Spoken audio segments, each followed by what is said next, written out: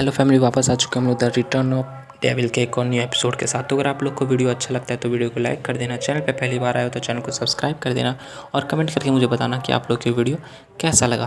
तो last episode में देखा था कि वहाँ पे एक बहुत बड़ा ब्लास्ट होता है, उस ब्लास्ट में से धुएं के अंदर से यूज होता है फाइनली बाहर आ जाता है। ये देख के जो थर्ड प्रिंस होता है काफ़ी ज़्यादा खुश होता है, बोलता है कि आप मिस्टर यू क्या ठीक हो, लेकिन वो देखता है तो रॉजर और जो एरन होता है वो मर गए होते हैं। साथ ही वो उन दोनों को नीचे रख देता है और वहाँ पे बैठते हुए बोलते हैं कि किंग्स किंगडम आपके बलिदान को हमेशा याद रहेगा, आपके कंट्रीब्यूशन को हमेशा याद रखेगा मास्टर एरन और रॉजर। मैं आप तुम्हारे जो इन सब तुम्हारे साथ हुआ इन सब का बदला मैं लूँगा, अब तुम जा रेस्ट इन पीस हो सकते हो। साथ ही वो बोलता है कि मिस्टर यू बोलता है क्या बात है, बताता है कि रॉजर और एरन जो है उन्होंने अपनी पूरी ज़िंदगी इस किंगडम की सेवा की और जहाँ तक मुझे पता है ये दोनों जो थे घोस्ट अप्रेंटिस नहीं बनना चाहते होंगे, लेकिन उस कमीने रेजल ने इन सबको फोर्स करके ऐसा किया होगा। और मैं आपको बहुत बहुत थैंक यू भी कहना चाहता हूँ ताकि आपने इस सब को यहाँ पे ख़त्म कर दिया और इनकी जो इंटीग्रिटी थी उसको बचाए रखा। ये बोलता है कि कोई भी ऐसा नहीं कहना चाहता, मतलब कि जो इतनी साल से अपने किंगडम को सपोर्ट कर रहा हो, सर्व कर रहा हो, वो ऐसा कभी भी नहीं करना चाहेगा कि वो एक घोस्ट अप्रेंटिस बन के उसी किंगडम को तबाह कर दे। और असल फैक्ट यहाँ पे ये है कि उस कमीने रेजल ने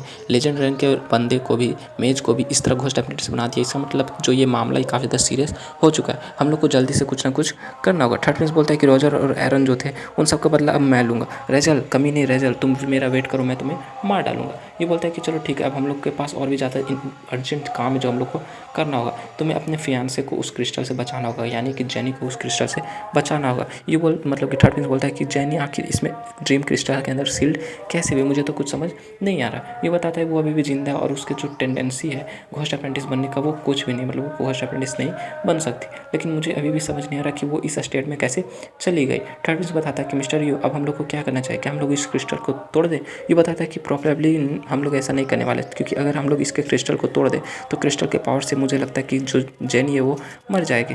और यहाँ पे जो पावर, इस पावर को देखने के बाद मुझे लगता है कि मतलब कि फील हो रहा है कि ये कैपेसिस की पावर है और ये एक एपोस्टल की पावर है जिसको जेनी इस क्रिस्टल को टूटने के बाद सह नहीं सकती। थर्ड बोलता है कि मिस्टर यू क्या आप भी कुछ नहीं कर सकते, क्या आप भी इसको कुछ नहीं कर सकते। ये बोलता है कि ये इम्पॉसिबल नहीं है, लेकिन फिर भी मुझे लगता है थोड़ी सी परेशानी का सामना करना पड़ सकता है। तुम थोड़ी देर के लिए पीछे हो जाओ, मुझे कुछ इंपॉर्टेंट करना है। साथ ही वो अपने हाथ में अपनी पावर को रिलीज करता है और उस जो ड्रीम क्रिस्टल होता है उसके साथ अपने हाथ को लगाता है, जिससे कि वो क्रिस्टल होता है उसके ऊपर दरार पड़ना स्टार्ट हो जाता है और एक धमाके के साथ वो जो क्रिस्टल होता है फाइनली टूट जाता है। उस क्रिस्टल के टूटने के बाद का सीन दिखाते हैं, वहाँ पर जेनी जो थी उस क्रिस्टल से बाहर आ जाती है, लेकिन उसके पूरे ड्रेस जो होता है खत्म, मतलब कि फट जाते हैं और पूरी की पूरी तरह नेकेड वहाँ पे बच जाती है। जो थर्ड प्रिंस होता है दौड़ते हुए आगे बढ़ता है, बोलता है जेनी जेनी, और उसको कैच करने के लिए आगे बढ़ता है, उसको कैच कर लेता है। साथ ही जेनी जो होती है अपनी आँख खोलती है, धीरे धीरे खोलती है, बोलती है ड्रेलर क्या ये सच में तुम हो। वो काफ़ी खुश हो जाता है, थर्ड प्रिंस काफ़ी ज़्यादा खुश हो जाता है और जेनी को गले से लगा लेता है, बोलते कि हाँ जेनी ये मैं हूँ, मैं थर्ड प्रिंस हूँ, तुमने मुझे पहचान लिया, मैं काफ़ी खुश हूँ कि तुम अभी तक जिंदा हो, मुझे कितनी खुशी हुई मैं तुम्हें बता नहीं सकता। जेनी खांसते हुए बोलते कि हाँ ठीक है, लेकिन तुमने मुझे कुछ ज़्यादा ही मतलब कि टाइट से गले लगा रखा है, मैं सांस भी नहीं ले पा रहा। वो बताती मतलब थर्ड से बोलता है कि सॉरी मैं थोड़ा ज़्यादा एक्साइटेड हो गया, चलो ठीक है। साथ ही वो उसे छोड़ देता है और उसे कुछ कपड़े पहना देता है। उसके बाद जेनी जो होता है सामने पड़े हुए दोनों को देखती है, एरन और रॉजर को। वो बताती है कि रॉजर और जो ओल्ड मैन है दोनों मर गए। ये देखने के बाद काफ़ी मुझे बुरा लग रहा है, इन्होंने अपनी पूरी ज़िंदगी कंट्री के लिए डेडिकेट किया था, लेकिन अंत में इन लोग का अंजाम ऐसा होगा मैंने कभी सोचा नहीं था। थर्ड प्रिंस बताता है कि जब हम लोग यहाँ पे आए थे तो ये लोग कंप्लीटली तरह से घोस्ट अप्रेंटिस बन चुके हैं और इनका जो ह्यूमन मेमोरी था वो खत्म हो चुका है। मिस्टर यूब का मैं बहुत बहुत शुक्रिया करना चाहता हूँ, क्योंकि उनकी वजह से इन्होंने इस वर्ल्ड को बचा लिया, मतलब कि इस पूरे हमारे किंग्स किंगडम को बचाने में इतनी ज़्यादा मदद कर रहे हैं। साथ ही वो जेनी से बोलता है कि मैं इन सब का बदला उस कमीने रेजल से ज़रूर लूँगा। जेनी बोलती है कि हाँ मुझे तुम पे पूरा विश्वास है ड्रिलर, लेकिन अभी के लिए सबसे इंपॉर्टेंट चीज़ ये है कि हम लोग को अपनी सेफ्टी का प्रोटेक्शन करना होगा, अपने आप को सेफ रखना होगा। साथ ही वो यू से बताती है मिस्टर यू प्लीज़ आप इस पूरे किंगडम को बचा सकते हो, इसलिए आप प्लीज़ इस किंग्स किंगडम को बचा लो। आप ही के समय बस आप ही एक ऐसे बंदे हो जो कि उस कमीने रेजल को रोक सकते हो। टर्टल्स बताता है कि तुम्हें ज़्यादा एक्साइटेड होने की ज़रूरत नहीं, मतलब ज़्यादा हड़बड़ाने की ज़रूरत नहीं है, तुम अभी भी जागी हो, इसलिए धीरे धीरे कह सकते हो मिस्टर यू जो वो ज़रूर कुछ ना कुछ रास्ता निकाल लेंगे। ये बोलते हैं हाँ तुम्हें थोड़ा आराम से बात करना चाहिए, क्योंकि मुझे लगता है कि तुम्हारे अंदर अभी भी थोड़ा सा खामियाँ होंगी। साथ ही उसे बताते कि जब मुझे ड्रिलर से उस दिन अलग किया गया था, मतलब कि जब मैं ड्रिलर से सेपरेट हुई थी तो मुझे सीधा का सीधा इस रॉयल टॉम में ले आया गया था। यहाँ पे बहुत सारे घोस्ट अप्रेंटिस थे जो कि इस जगह को टॉम को गार्ड कर रहे थे। और जब मैं यहाँ पे आई थी तो मैंने देखा कि रेजल जो एक अजीब सा मैजिक वेपन लेके खड़ा था, मतलब कि वो उसी सेप्टर की बात कर रही होती है जिसके अंदर उसने सोल क्रिस्टल को लगा के रखा होता है। साथ ही वो बताते हैं कि जब मैं थोड़ा सा रेसिस्ट करने की कोशिश करने लगी तो उसने अपने मैजिकल एनर्जी को रिलीज़ किया उस मैजिकल वेपन से, जिसकी मदद से मैं यहाँ पे सील्ड हो गई थी। और उसके बाद मैंने अपनी जो मैजिकल पावर था उसको सील कर लिया था, यानी कि एक फॉल्स डेथ को यहाँ पे सपोज करवाया था सबको। जेनी उसे बताती है कि जब मैं यहाँ पे सील हो गई थी तो उन लोगों ने सोचा कि मैं मर चुकी हूँ, लेकिन मैं कंप्लीटली तरह से अनकॉन्शियस नहीं हुई थी। मैंने रेजल का प्लान के बारे में सुन लिया। ओरिजिनली मैंने सोचा था कि ये रॉयल टर्म है, उन सबको वो एक ऐसे जरिए के तौर पे यूज़ करेंगे जहाँ पे वो सारे के सारे बंदे को घोस्ट अप्रेंटिस बनाएंगे, लेकिन मैं गलत थी। ये जो उनका अल्टीमेट गोल है वो ये नहीं है कि वो सबको घोस्ट अप्रेंटिस बनाना चाहते हैं, वो मुझे यहाँ पे सील करके एक मैजिकल फॉर्मेशन का आई के तौर पे यूज करना चाहते हैं, और इसकी वजह से वो मुझे एक सेक्रीफाइस बना देंगे इस मैजिकल फॉर्मेशन का। और मेरी तरह 3 और लोग हैं, मतलब कि टोटल 4 सेक्रीफाइस वो देने वाला है, जिसकी मदद से वो एक बहुत बड़ा मैजिकल फॉर्मेशन बनाने वाला है। रेजल चाहता है कि एक जाइंट मैजिकल फॉर्मेशन बनाए जिसकी मदद से वो पूरी के पूरी इंटायर किंग्स किंगडम को वो कवर कर सके। थर्ड प्रिंस बोलता है कि पूरी पूरी किंग्स किंगडम में मुझे लगता है रेचल जो है पागल हो चुका है। ये बताता है कि वो बंदा काफ़ी ज़्यादा आगे निकल चुका है, वो तो अपने लोगों को भी नहीं छोड़ने वाला। अब पता नहीं आगे क्या हो। अगर वो रेचल अपने जो प्लान है उसमें कामयाब हो गया तो मुझे नहीं लगता कि कोई तुम लोग को बचा सकेगा। उसके बाद पूरा का पूरा जो किंग्स किंगडम है वो घोस्ट अप्रेंटिस में बदल जाएगा और सारे के सारे घोस्ट अप्रेंटिस उसके कंट्रोल में आ जाएंगे। वो एक्चुअली में पूरे के पूरे किंग्स किंगडम को घोस्ट अप्रेंटिस किंगडम बनाना चाहता है। थर्ड प्रिंस बोलता है कि हम लोग को जल्दी जल्दी वापस जाना होगा। ये किंगडम यहाँ पे हज़ारों साल से टिका हुआ है और मैं इसे उस रेचल को डिस्ट्रॉय करने नहीं दूंगा। लेकिन जेनी बोलती है कि थोड़ी देर के लिए रुक जाओ। साथ ही जेनी जो थी वहाँ पे दोनों एरन और रॉजर के पास जाके बैठ जाती है। थर्ड प्रिंस बोलता है कि जेनी तुम यहाँ पे क्या करना चाहती हो, लेकिन जेनी जो थी बोलती कि रॉजर और ओल्ड मैन मुझे माफ़ करना, लेकिन वो अपनी एनर्जी को यूज करने की कोशिश करती है, लेकिन वो यूज नहीं कर पा रही थी। बोलती कि मेरा मैजिकल पावर काफ़ी नहीं होगा, लेकिन तभी यूज होता है उसके पीछे कंधे पे हाथ रखता है और अपनी मैजिकल पावर को उसको देते हुए बोलता है कि तुम अब जो करना चाहती हो कर सकते हो, मतलब कि जो तुम करना चाहती हो उन सबको फिनिश कर सकती हो। बोलती कि थैंक यू मिस्टर यू। साथ ही वो जो होता है अपना कुछ स्पेशल मंत्र पढ़ता है और उन लोग को बॉडी को वहाँ पे सील कर देती है, यानी कि दफना देती है। ये सब सीन के बाद यूज होता है। थर्ड प्रिंस से बोलता है कि क्या ये सब ठीक रहेगा। थर्ड प्रिंस बोलता है कि हाँ ये ठीक है, मैं मानता हूँ कि ये सब की मदद से हम लोग रूल को तोड़ रहे हैं, मतलब ऐसा करने से रूल टूट रहा है,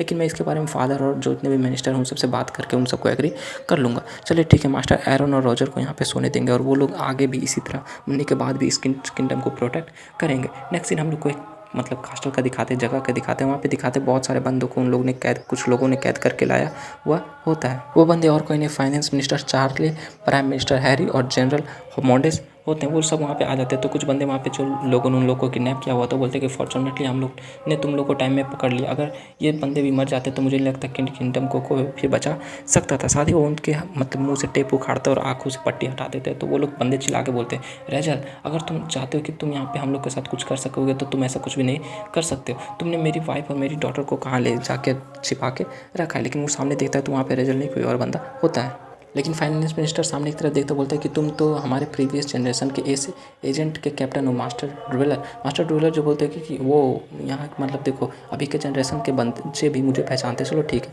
तुम्हें ज़्यादा चिंता करने की ज़रूरत नहीं, मैंने तुम्हारे फैमिली के साथ जो भी हुआ उन सबको सुलटा दिया, मतलब उन सबको सेफली कहीं पर पहुँचा दिया है। और तुम लोग को यहाँ पर इसलिए बुलाया गया क्योंकि मैं तुम लोग से साथ कुछ क्वेश्चन पूछना चाहता हूँ। आखिर वो रेजल क्या करना चाहता है, क्या तुम मुझे ये सब बता दोगे? वो बताता है, मतलब जो फाइनेंस सेक्रेटरी होता है वो बताता है कि 3 दिन पहले प्रिंस रेजल ने ऑफिशियली ये अनाउंस किया था कि वो किंग पोजीशन है उसको होल्ड करने वाले हैं। प्राइम मिनिस्टर आगे बताता है कि उन सब ने हमसे पूछा था कि हम लोग को ये ऑर्डर दिया था कि हम लोग को किंगडम के जितने भी किंगडम के ट्रूप है उन सबको रॉयल कैपिटल में इकट्ठा करना है, और चूँकि इसके मदद से हम लोग को एक बहुत बड़ा इम्पैक्ट पड़ने वाला था, इसलिए मैं उनकी बात पर एग्री नहीं हुआ था। लेकिन उसकी वजह से उन्होंने अपने डार्क पवेलियन की मदद से पूरे मेरी फैमिली को कैप्चर कर लिया। उसके बाद मुझे एग्री होना पड़ा।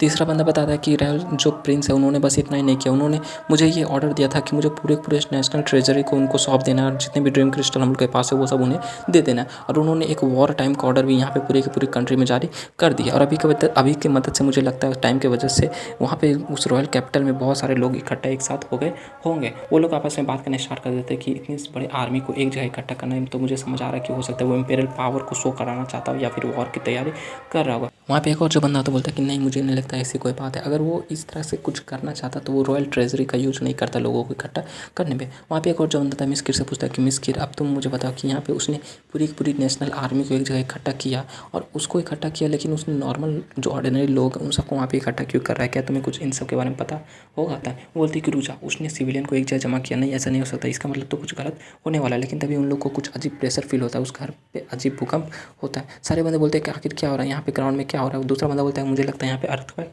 आ गया, लेकिन जो इस टीम का कैप्टन होता है प्रीवियस जनरेशन को बताते नहीं ऐसा नहीं हो सकता, किंग्स किंगडम में कभी अर्थक्वेक आ ही नहीं सकता। वहाँ पे दिखाते हैं कैपिटल में जितने भी बंदे होते हैं वो लोग बोल रहे थे कि भागो भागो ये एक अर्थक्वेक है, ये अर्थक्वेक है।